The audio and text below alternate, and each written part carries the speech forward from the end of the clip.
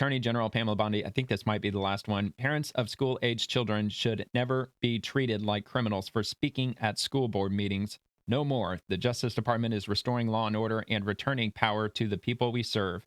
I am directing the FBI and our Civil Rights Division and all our U.S. Oh, show more. All our shit, sorry, I wasn't prepared. All of our U.S. attorneys to uphold constitutional rights and parental authority in America's education system.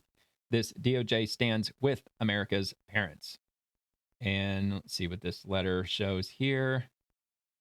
A memorandum for the Assistant Attorney General for Civil Rights, the Director of the Federal Bureau of Investigation, the Director of Executive Office for United States Attorneys, and all United States attorneys, who it's addressed to, Office of the Attorney General, of course. And from the Attorney General, and the subject is upholding constitutional rights and parental authority in America's education system. In the United States of America, parents have the right and the responsibility to speak out in defense of their children. The Department of Justice remains steadfast in its obligation to protect the constitutional liberties of every American, especially when those rights are exercised in the defense of family, faith, and the future of our nation. Recent years have seen a disturbing trend in which state and local authorities have brought radical gender and racial ideology into our public schools while suppressing dissenting viewpoints. Worse still, they have ignored, dismissed, and even retaliated against concerned parents who speak out against these morally and factually bankrupt ideologies and in defense of their own children. The First Amendment guarantees the right of every citizen to speak freely, assemble peaceably, and petition the government for redress of grievances, including at public school board meetings. These rights do not yield to political trends or bureaucratic convenience.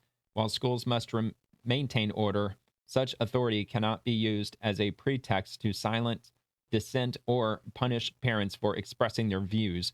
Furthermore, parents have a fundamental right to direct the moral and religious education of their children.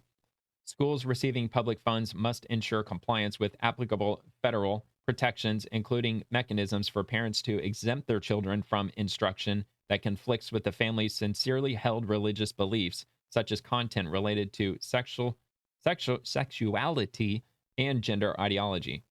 As the Supreme Court recognized in Mahmoud versus Taylor, compelled exposure to such materials over parental objections may violate federal protections. Any attempt to burden these rights will face scrutiny and action from the Department of Justice. Equally troubling is the rise in abusive content by government actors against parents exercising their constitutional freedom. Let me be clear. When school board members, administrators, and other government officials threaten law-abiding parents, they can and will be held accountable. Conspiring to violate constitutional rights is a crime under federal law.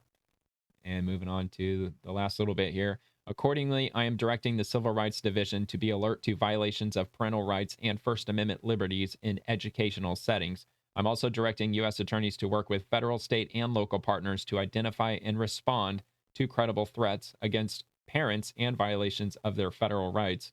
We are restoring the rule of law and returning the federal government to the people it serves. This department stands with America's parents. So that's definitely a white pill moment if you're a parent with school-aged children these days.